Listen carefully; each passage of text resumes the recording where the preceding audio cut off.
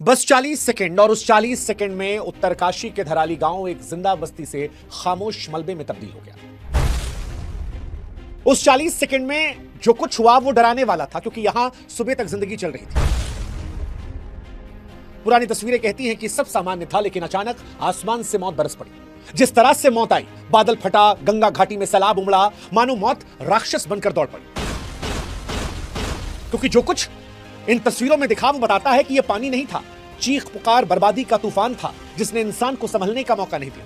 लोग भागने की कोशिश कर रहे थे, लेकिन कहां भाग पाते, क्योंकि केवल 40 सेकंड में उसने घरों को तिनकों की तरह बहा दिया। जिंदगियां चीखती रहीं, मगर मलबे ने सबको खामोश कर दिया। उत्तरकाशी की यह तस्वीर बताती है कि ये वो सड़कें हैं जहां कभी तीर्थयात्री चलते थे। आज ये सड़कें लाशों से पटी पड़ी है। धराली जो कल तक गंगोत्री जाने वालों के लिए खूबसूरत पड़ाव था, आज अपनी पहचान को खो चुका है।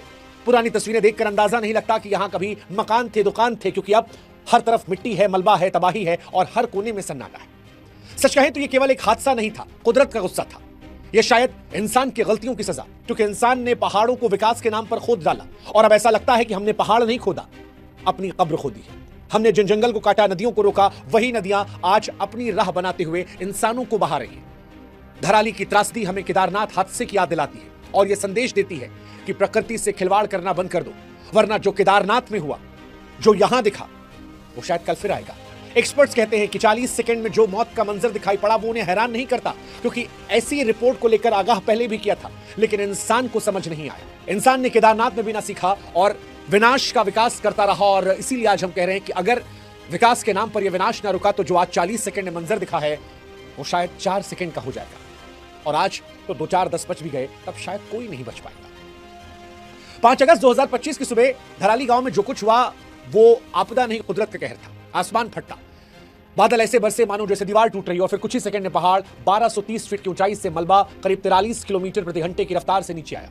यह रफ्तार इतनी तेज थी, किसी को समझने सोचने का वक्त ही नहीं मिला। भागते हुए लोग मलबे के नीचे दबकर रह गए। गांव में मौजूद लोगों ने देखा कि पहाड़ में पानी, पत्थर और कीचड़ का सैलाब कैसे धराली की तरफ बढ़ रहा है। फिर जो कुछ सामने आया वो बहता चला गया।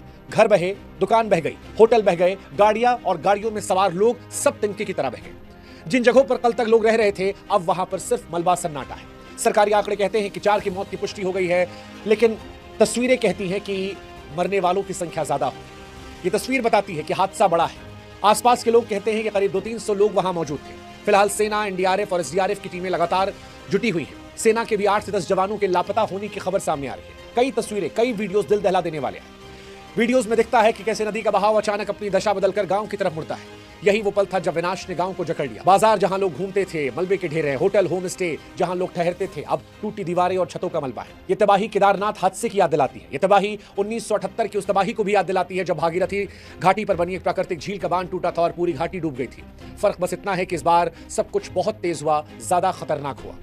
और इसीलिए हम कह रहे हैं कि धराली की त्रासदी सिर्फ एक गांव की कहानी नहीं है, चेतावनी है। प्रकृति से छेड़छाड़ बंद कर दीजिए, वरना प्रकृति अपने हिसाब से बदला लेगी। हालांकि धराली सिर्फ एक नहीं है। उत्तराखंड की अगर आप बात करेंगे, कई और धराली नजर आएंगे।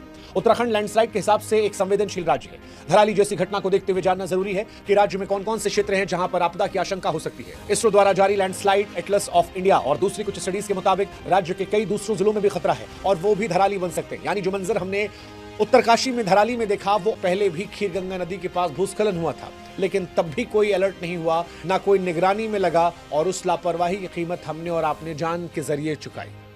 धराली और 2013 की आपदाएं एक ही बात कहती हैं कि वक्त है इंसान सुधर जाए, क्योंकि अभी भी नहीं सुधरे तो यह आपदा और बड़ी होगी। हमें हिमालय जैसे संवेदनशील इलाकों में अनियोजित विकास पर रोक लगानी होगी। निर्माण कार्य कोई भी हो, चाहे सड़क या होटल, तभी शुरू हो जब उसकी जांच हो जाए, वरना जो कुछ हो रहा है ये बर्बादी आती रहेगी। फिलहाल धराली में राहत कार्य जारी है। सेना, एनडीआरएफ, एसडीआरएफ सब लगे हैं। लोगों की मदद चाहिए, लेकिन सबसे जरूरी बात यह है कि इस घटना से हमें सबक लेना चाहिए। दीर्घकालिक सोच बनानी चाहिए जो विकास के नाम पर विनाश की नींव ना रखे। वक्त है प्रकृति से सुलह करने का। धराली की तबाही और 2013 केदारनाथ की त्रासदी की यादें हमें एक कड़वी सच्चाई बताती है कि जब हम प्रकृति से ज्यादा छेड़खानी करते हैं तो प्रकृति पलट कर हमला करती है, और प्रकृति जब वार करती है तब इंसान कुछ नहीं कर पाता। विकास जरूरी है, लेकिन अगर विकास प्रकृति की कीमत पर है तो वो विकास विनाश बन जाता है।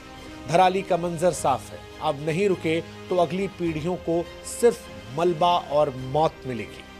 हम ईश्वर से प्रार्थना करते हैं कि इस आपदा में मारे गए लोगों को शांति मिले, उनके परिवार को दुख सहने की ताकत मिले। लेकिन हम सरकारों से कहेंगे कि सिर्फ प्रार्थना से कुछ नहीं होगा।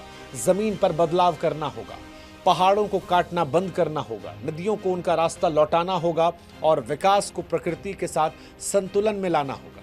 अगर आज भी हम नहीं चेते तो अगली त्रासदी बस कुछ कदम की दूरी पर है। हमें ये फैसला लेना है कि हम सहेजना चाहते हैं या सिर्फ उजाड़ना चाहते हैं। वो उजाड़ जो 2013 की त्रासदी में दिखा या वो उजाड़ जो उत्तरकाशी में 40 सेकंड की तबाही में दिखा। बाकी आप सब समझदार हैं।